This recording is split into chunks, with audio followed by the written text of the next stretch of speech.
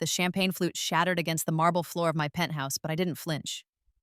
Through the floor-to-ceiling windows, I could see my mother's face on the giant LED billboard across the street, part of the federal indictment announcement that had just gone live. The headline scrolled beneath her mugshot: "Former socialite charged with wire fraud, money laundering, assets seized."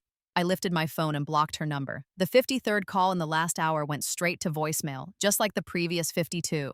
My thumb hovered over my sister's contact next: Catalina, the golden child, the one they'd thrown a quinceañera for that cost more than most people's weddings. I blocked her too. "Ms. Reyes, the journalist from Forbes, is here for your interview," my assistant announced from the doorway. I smoothed down my custom Valentino dress and smiled. "Send them in." But my mind was already racing backward to the moment everything had changed. To the moment I died, the first time, 15 years old. That's how old I was when I realized my family would never love me the way they loved Catalina. It wasn't just that they forgot my quinceañera, though that was the culmination of years of casual cruelty. I had reminded them every day for 3 months. Mama would nod absently, her attention always on Catalina's modeling portfolio spread across the dining table. Papa would grunt from behind his newspaper, his mind already at the office where he was building his real estate empire. And Catalina? She would smirk, that same cruel twist of her lips that I'd seen my entire life. "Nobody cares about your little party, Paloma," she'd say, flipping her long black hair over her shoulder. "You're not exactly quinceañera material anyway. Too dark, too plain, too forgettable." My abuela, my father's mother, was the only one who remembered. She called me 2 days before my 15th birthday, her voice warm and loving across the crackling phone line from Mexico City. "Mi Palomita, I'm sending you something special for your quinceañera. It belonged to your great-great-grandmother. You'll be the most beautiful girl in Miami." The package arrived on my actual birthday. A dress, white lace, and embroidered with tiny doves, hundreds of hours of handwork visible in every stitch. It was breathtaking. And with it, a letter explaining that this dress had been worn by the women in our family for generations, each for their quinceañera, each becoming successful and loved beyond measure afterward. But there was no party to wear it to. I came home from school that day, my 15th birthday, to find the house empty except for the housekeeper. My family had taken Catalina to her final fitting for her quinceañera dress. Her quinceañera, which had happened 6 months ago. They were ordering a second dress because she'd decided she wanted different photos taken, a whole second photo shoot as if one lavish party hadn't been enough. Sat in my room with Abuela's dress spread across my bed and cried until I couldn't breathe. Then I carefully folded it back into its box and shoved it under my bed, next to the study guides for the advanced placement exams they never asked about, and the acceptance letter to the summer arts program they'd said I couldn't attend, because someone needs to watch the house while we're in Europe with Catalina. The next 3 years were more of the same. I was the invisible daughter, the one who did the chores, maintained a 4.0 GPA that no one celebrated, and worked part-time at the library to buy my own clothes because Mama said the family clothing budget was already stretched thin with Catalina's modeling needs. When I got into Yale with a full scholarship, they forgot to come to my high school graduation. They were in Los Angeles attending a party where Catalina was being scouted by a major modeling agency. Papa texted me congratulations at 11 p.m. Mama didn't text at all. I went to Yale alone, with 2 suitcases and Abuela's dress still in its box. She had passed away my junior year of high school, but not before calling me one final time. "You are special, Paloma. You have our family's true gift, the strength that comes from being underestimated. Never forget that." At Yale, I thrived. I double majored in economics and art history, made real friends, discovered I had a gift for understanding markets and investments. I barely went home. Why would I? Each time I did, I was reminded that I was the spare, the afterthought, the daughter they'd never wanted. Then came the summer after my junior year. I was 20 years old, interning at a major investment firm in New York, and I decided to make one last attempt to connect with my family. I came home for 4th of July weekend. Catalina was there, of course, now 23, and on the verge of a major modeling contract with Dior. Mama and Papa couldn't stop talking about it, about her, about how proud they were, how successful she'd become, how she was going to make the family name famous. "What about you, Paloma? Catalina had asked with false sweetness over dinner that night. Still playing with numbers at your little internship?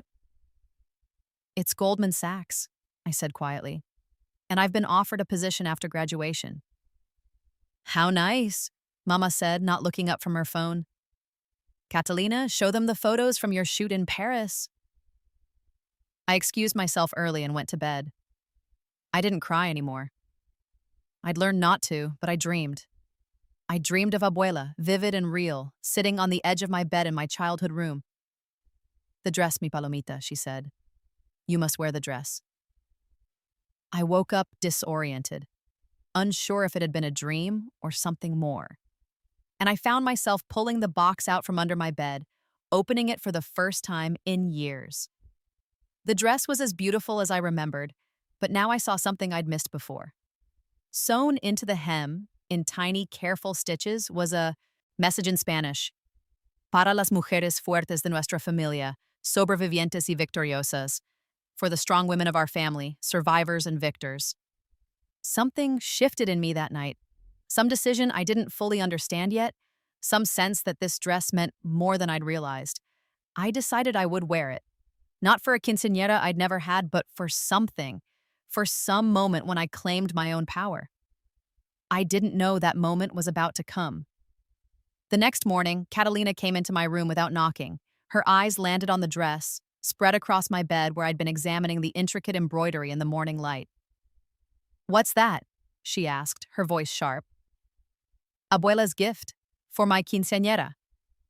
She laughed, that cruel sound I'd heard my entire life. You mean the party that never happened because nobody cared? God, Paloma, are you still hung up on that? It was 5 years ago, let it go. Get out. Or what? She stepped closer, picking up the dress. Is this real vintage? It might actually be worth something. I could use it for a photo shoot. Very reclaiming heritage aesthetic. Put it down, Catalina. Make me. What happened next would haunt both of our lives, though in very different ways. Catalina yanked the dress toward herself. I grabbed it back. We struggled, stupid and petty. Two sisters fighting over a piece of fabric that meant everything to one of us and nothing to the other. She shoved me, hard. I stumbled backward and my head struck the corner of my dresser with a sickening crack. The world went gray, then dark. I felt myself falling, and the last thing I saw was Catalina's face, frozen in shock, the dress still clutched in her hands, then nothing. And then I woke up in my childhood bed, smaller than I remembered, sunlight streaming through curtains I hadn't seen in years. My alarm was blaring. The date on my phone made my heart stop, 3 months before my 15th birthday, 3 months before the quinceañera they would forget. I was 14 again, and I remembered everything. The first few days were disorienting. I kept expecting to wake up from this impossible dream, to find myself back in that moment, dying on my bedroom floor at 20. But it wasn't a dream. I was really here, really 14, really living through these years again. And this time, I knew exactly what was coming.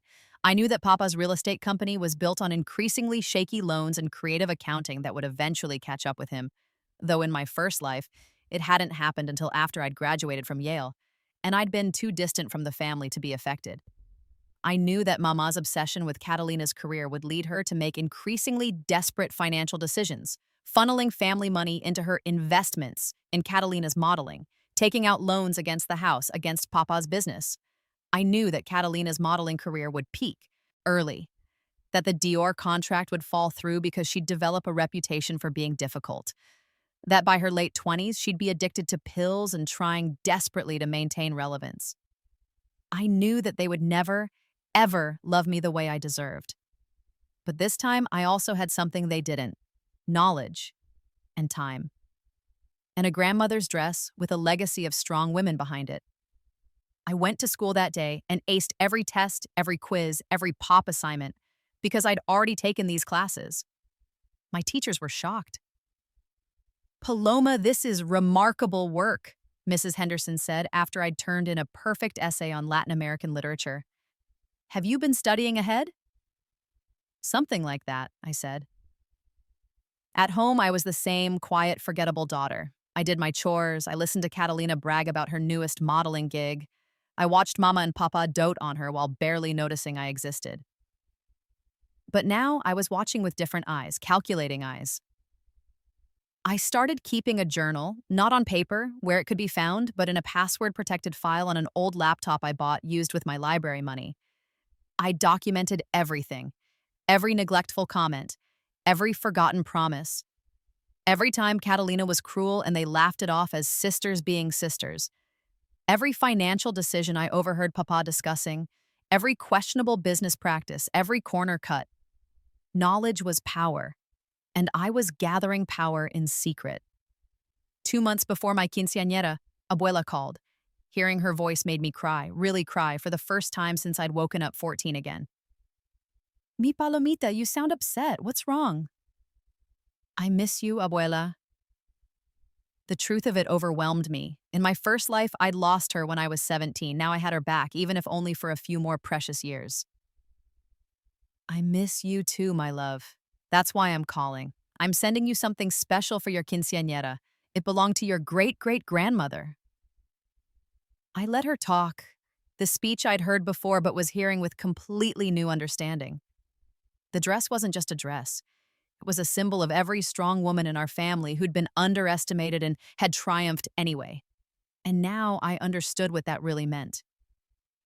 Abuela, I said when she finished, can I ask you something? Anything, Palomita. Did you ever feel invisible? In your own family? There was a long pause. Then, yes, before I married your grandfather, I was the youngest daughter of 5 children. My mother loved my sisters, but me, I was an afterthought. So when I married, I swore I would never let my children feel that way. And I tried, mi amor, I tried with your father. But some people, they grow up and forget what it was like to be overlooked. They become the overlookers. What did you do when you were being overlooked? I survived. I grew strong. I built my own success.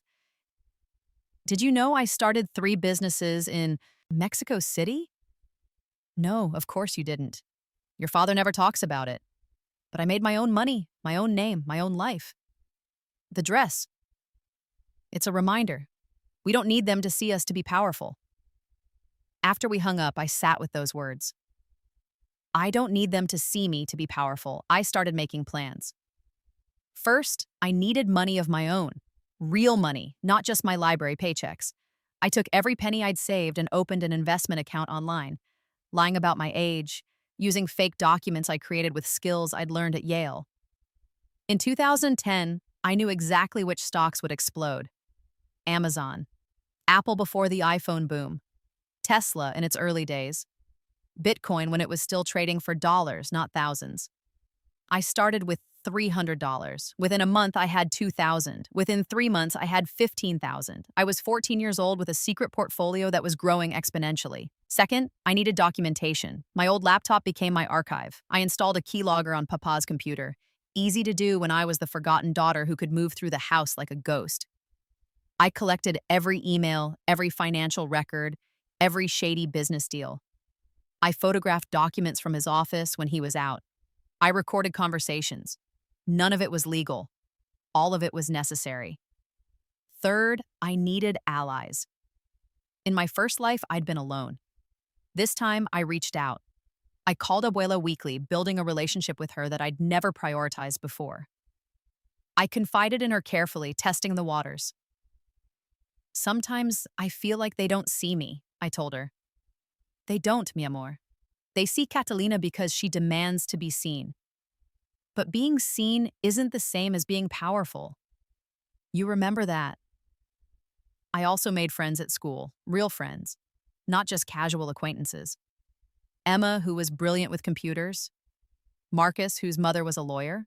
Sophia, whose father was a journalist. I didn't tell them everything, but I built connections that I knew I'd need. And fourth, most importantly, I waited. My quinceañera arrived. Just like in my first life, they forgot. I came home from school on my 15th birthday to an empty house, a housekeeper who looked at me with pity, and a family who'd taken Catalina to her dress fitting. but this time I didn't cry. I went to my room, pulled out Abuela's dress, and tried it on. It fit perfectly, as if it had been made for me. I looked at myself in the mirror, this 14-year-old girl wearing a dress meant for strong women, survivors, victors, and I smiled. I am going to destroy you, I whispered to my reflection, thinking of my family downstairs, oblivious. All of you, and you'll never see it coming. The years that followed were a careful dance. On the surface, I was the same Paloma, quiet, studious, forgettable. I maintained my perfect grades. I did my chores. I worked at the library. I barely asked for anything, and they barely noticed me. But underneath, I was building an empire. My investment portfolio grew exponentially. By the time I was 16, I had $200,000. By 17, $500,000. I lived in the same small room, wore the same modest clothes, and never gave any indication that I had more money than my entire family combined. I learned everything I could about business, about finance, about the law. I took online courses using fake credentials. I read every book I could find on corporate takeovers, on fraud investigation, on criminal prosecution of white-collar crime. I wasn't just planning to escape my family anymore. I was planning to end them. The documentation I collected was damning.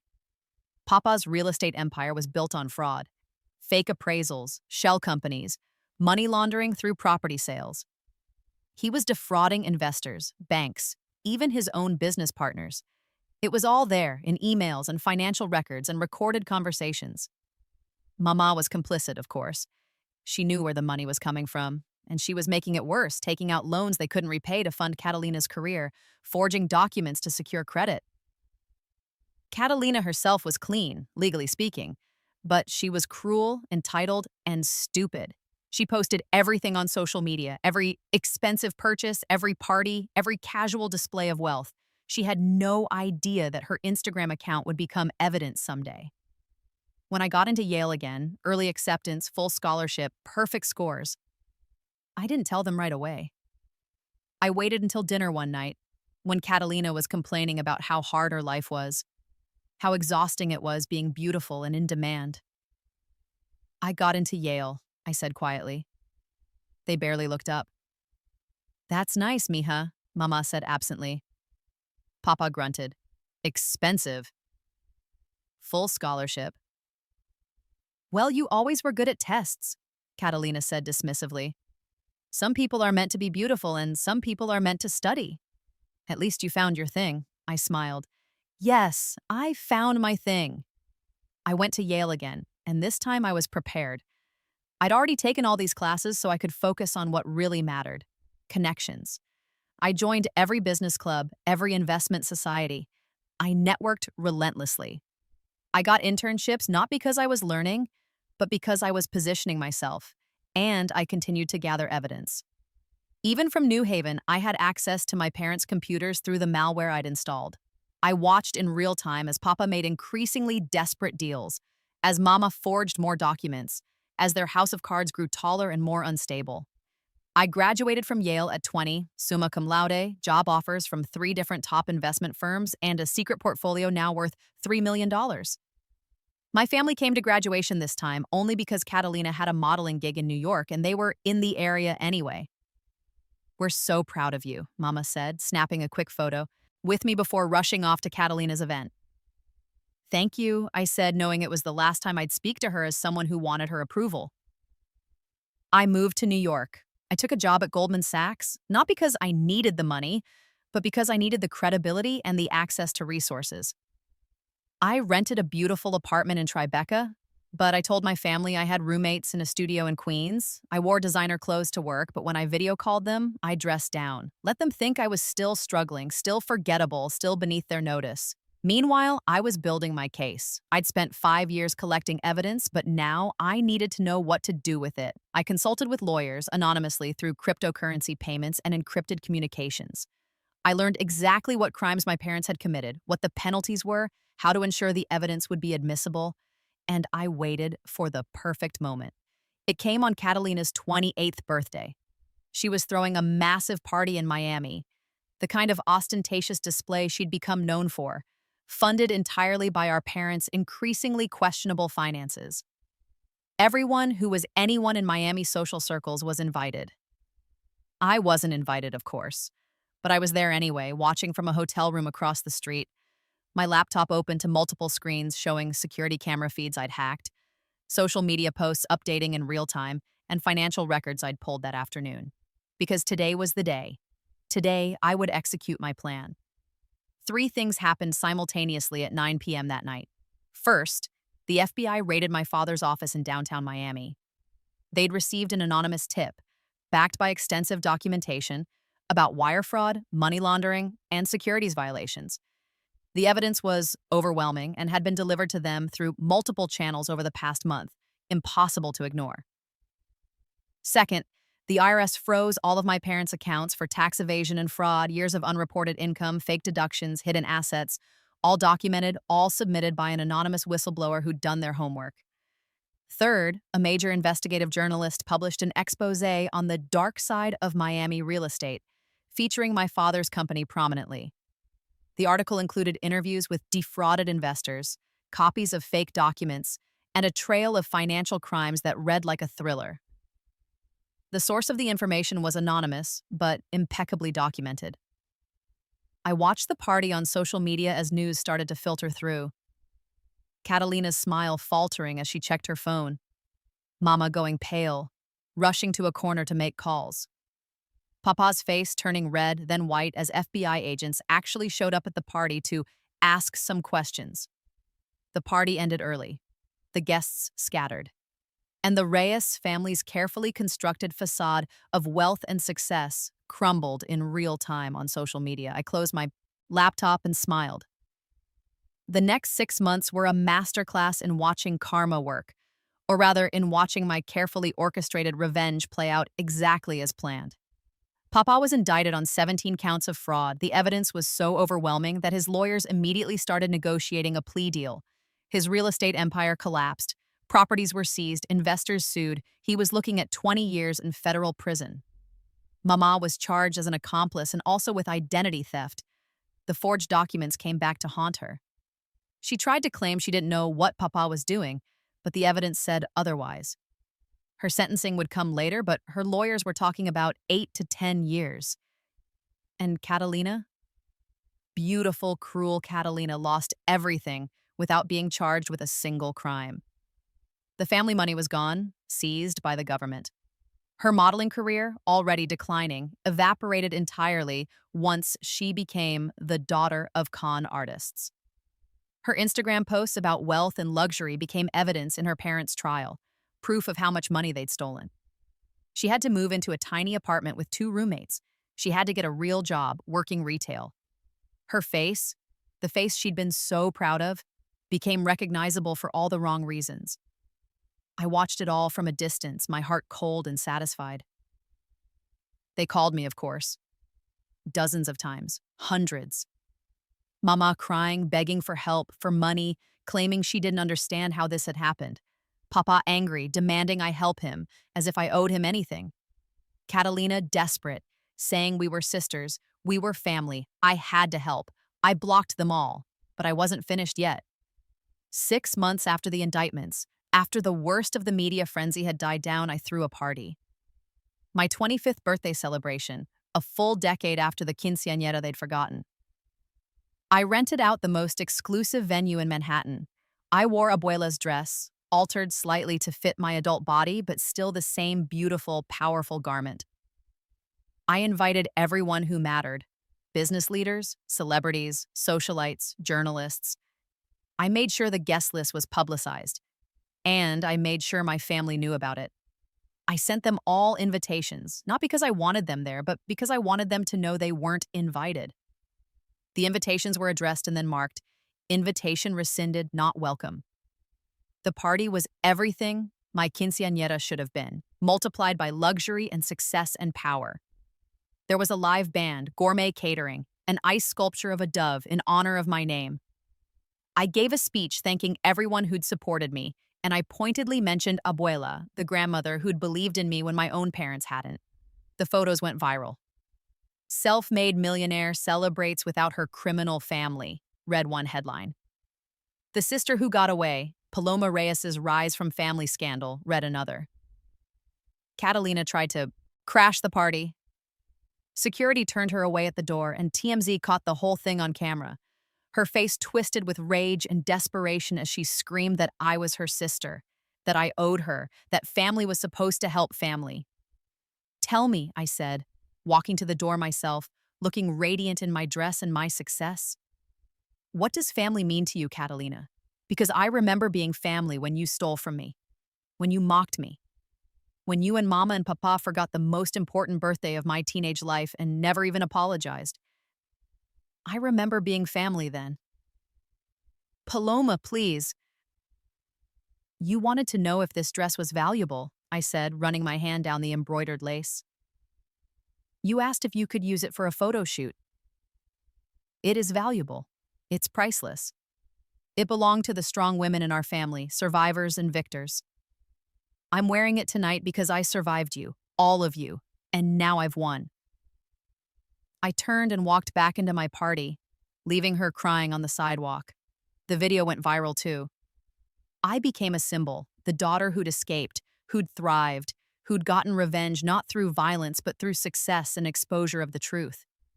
Think pieces were written about me. I was invited to speak at conferences about financial fraud, about family abuse, about resilience. I leveraged all of it. I started my own investment firm, specializing in helping other people who'd been defrauded, who'd been taken advantage of by people they trusted. My story became my brand. Within 2 years, I was managing $1 billion in assets. Papa got 22 years, Mama got 12. They were both in federal prison, and I never visited, not once. Catalina spiraled. Without money, without fame, without the parents who'd enabled her cruelty, she fell apart. She developed a drug problem. In and out of rehab, in and out of the tabloids, but now for all the wrong reasons. Every few months, one of them would try to reach out, a letter from prison, a message through a mutual acquaintance, a desperate phone call from a number I didn't have blocked yet.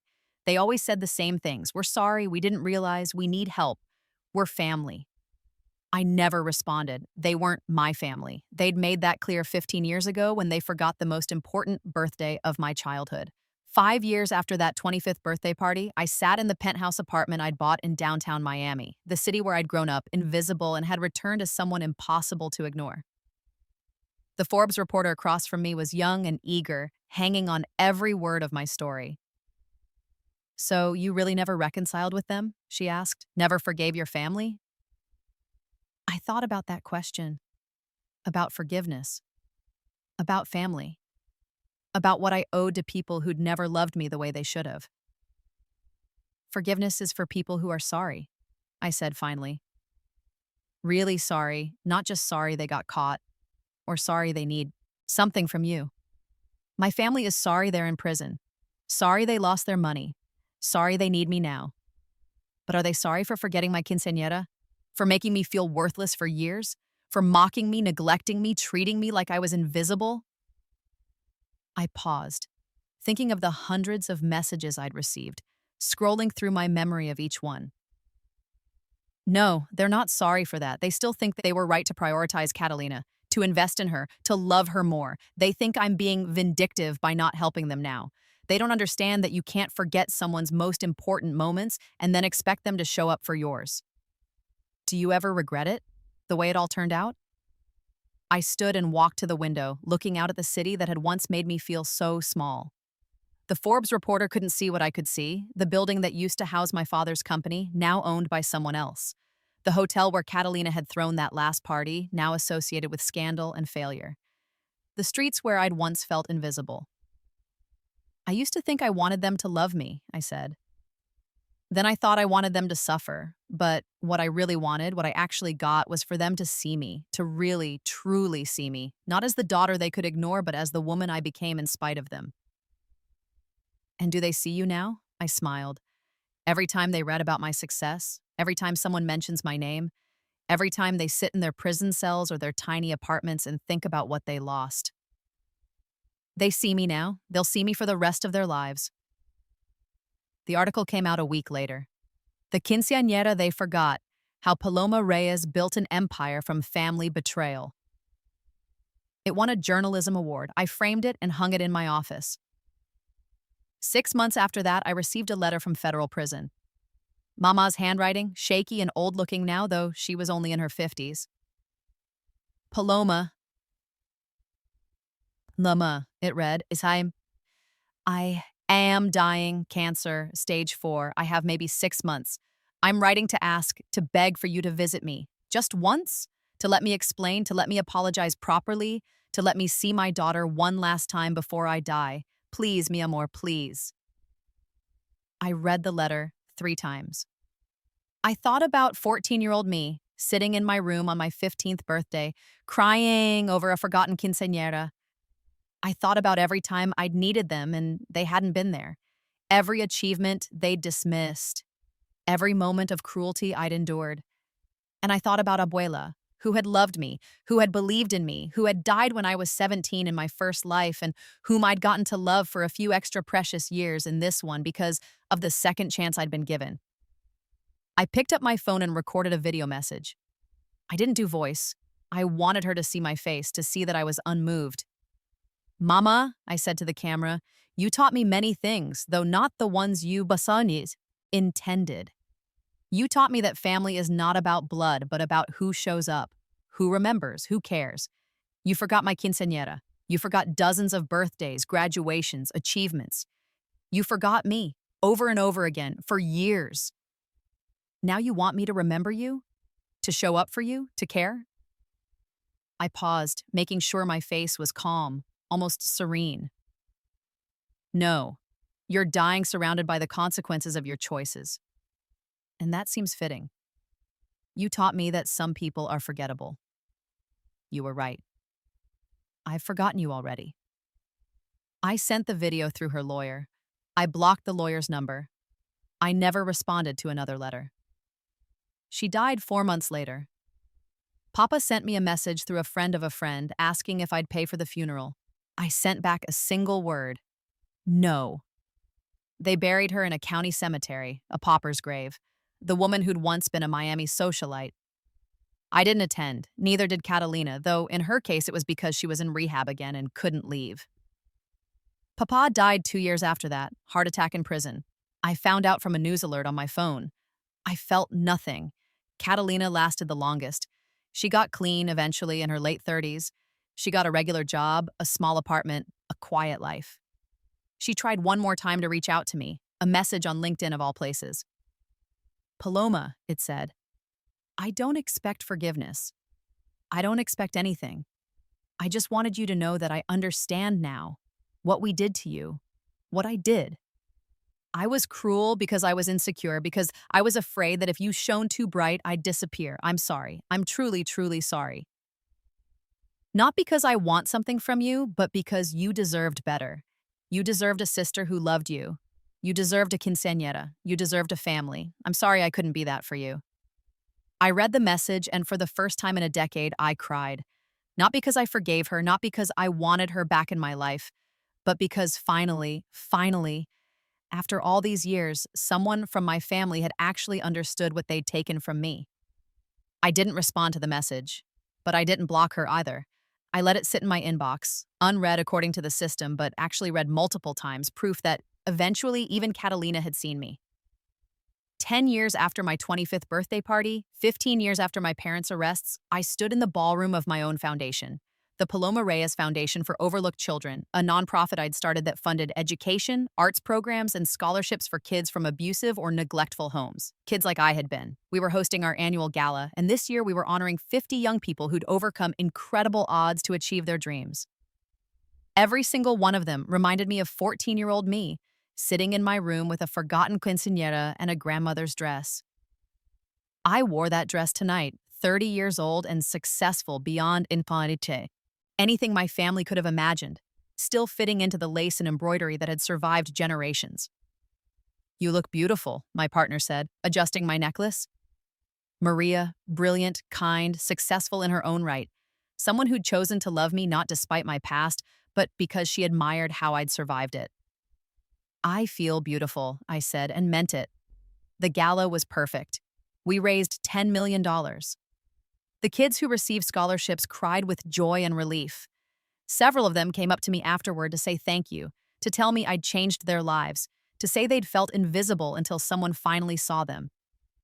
You're not invisible, I told each one of them. You never were. Some people just don't know how to see what matters.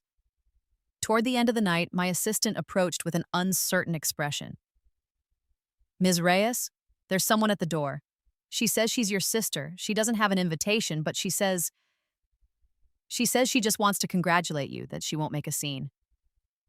I looked toward the entrance and saw her. Catalina. 43 years old now, looking tired and worn in a way that had nothing to do with age and everything to do with hard living. She was dressed simply, not trying to get in, just standing there looking at the party through the glass doors. Let her in, I said. My assistant looked shocked. Are you sure? Yes. Catalina entered hesitantly, like she expected security to tackle her at any moment.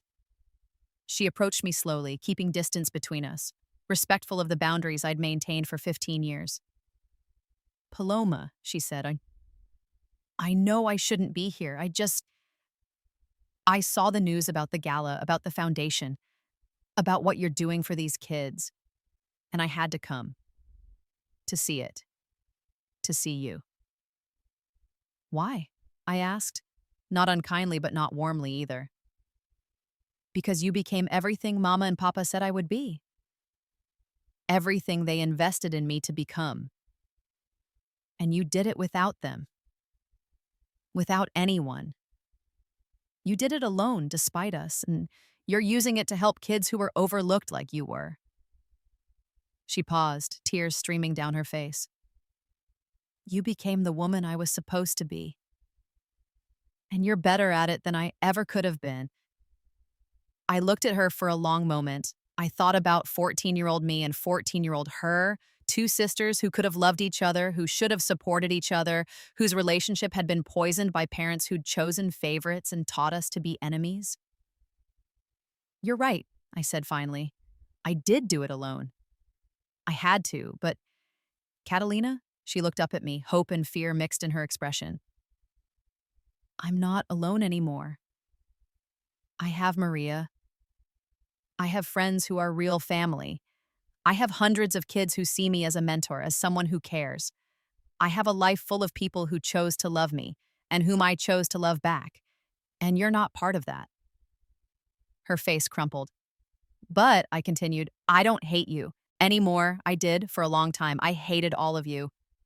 But hate is exhausting, and I got tired of carrying it. So I'm not inviting you into my life. I'm not offering reconciliation or sisterhood or pretending we can fix what was broken. But I'm also not holding on to anger anymore. I'm letting you go. Really letting you go. What does that mean? It means I hope you have a good life, Catalina. I hope you find peace. I hope you find people who love you the way you deserve to be loved. But I'm not one of those people. We're not family. We're just two women who share DNA and a difficult past. That's all we'll ever be. She nodded slowly, accepting. Okay. Thank you for that, at least. And Paloma, for what it's worth, which I know isn't much, I'm proud of you. Genuinely proud. You're remarkable.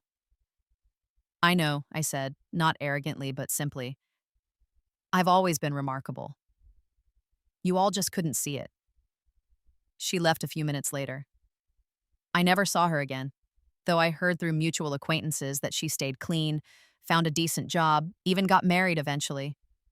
We never spoke again, never had contact, never tried to rebuild what had been destroyed, and I was fine with that. Better than fine. Because I'd learned something in these 2 lifetimes. Something that 14-year-old me had needed to understand. You don't need the people who hurt you to apologize to move forward. You don't need their recognition to know your worth. You don't need them at all. I had died once, forgotten and unloved. I'd been reborn with the gift of knowledge, of foresight, of a second chance. And I'd used that gift not just for revenge, though the revenge had been sweet, but for something more. I'd built a life that mattered, a life of purpose and success and genuine love. They'd forgotten my quinceañera. And I'd spent the rest of my life making sure I never forgot myself. 20 years after my rebirth, I stood on a stage accepting a Presidential Medal of Freedom for my work with disadvantaged youth. My foundation had grown to national prominence. We'd helped thousands of kids who'd been overlooked, forgotten, abused, or neglected. We'd funded scholarships, started programs, changed lives. The president spoke about my journey, about surviving family betrayal, about building success from nothing, about dedicating my wealth and influence to helping others who'd suffered as I had. I wore Abuela's dress, modified once more, but still recognizably the same garment, still embroidered with doves, still carrying the message in the hem for the strong women of our family, survivors and victors. As I accepted the medal, I thought about that 14-year-old girl sitting in her room, crying over a forgotten party. I wished I could tell her, it gets better, better than you can imagine. You survive, you thrive, you win. But I had told her, in a way. I'd lived it, I'd become her future. And that was enough. The speech I gave that day was broadcast nationally. Millions of people heard me talk about being overlooked, about the pain of family betrayal, about the strength that comes from surviving and choosing to help others survive too. They forgot my quinceañera, I said into the microphone, my voice steady and strong. It seemed like the end of the world at the time. It was a symbol of all the ways they'd failed to love me, to see me, to value me. But now I understand it wasn't an ending. It was a beginning. It was the first step toward understanding that I didn't need their validation, that I could validate myself, that I could build my own celebrations, my own success, my own family of choice. I paused, looking out at the audience. To everyone out there who's ever been forgotten, overlooked, or treated as less than, you are not defined by how others see you. You're defined by how you see yourself. Build your own life, celebrate your own victories. And when people who hurt you come back asking for your time, your energy, your forgiveness, you don't owe them anything.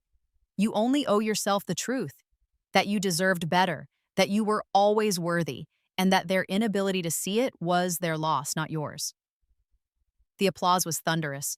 People were crying, and I stood there in my great-great-grandmother's dress, 35 years old and more powerful than my family had ever been, living proof that survivors become victors. That night, I received a message on the foundation's website. Anonymous, but I knew who it was from the moment I read it. I watched your speech today. You were magnificent. I died today, not physically, but in every way that matters. Watching you receive that medal, seeing what you've become, understanding finally what we destroyed. I died of shame and regret. I hope that brings you some small satisfaction. You were right. We couldn't see you. And now all I can see is what we lost. See. I read the message once, then deleted it. Catalina's death by regret wasn't my satisfaction anymore. My satisfaction was the medal in my hand, the foundation that bore my name, the thousands of kids who'd found hope through my work, and the life I'd built from the ashes of my family's cruelty. They'd forgotten my quinceañera. I'd never invited them to another celebration, and I'd spent the next 2 decades making sure I had celebrations worth attending, celebrations of achievement, of purpose, of genuine love and success. I'd won. Not just against them, but beyond them. I'd become someone so remarkable that their inability to see it only reflected on them, not on me. And every time I looked at Abuela's dress, at the embroidered doves and the message in the hem, I remembered, I come from a long line of strong women. Survivors and victors, I survived them, and I won.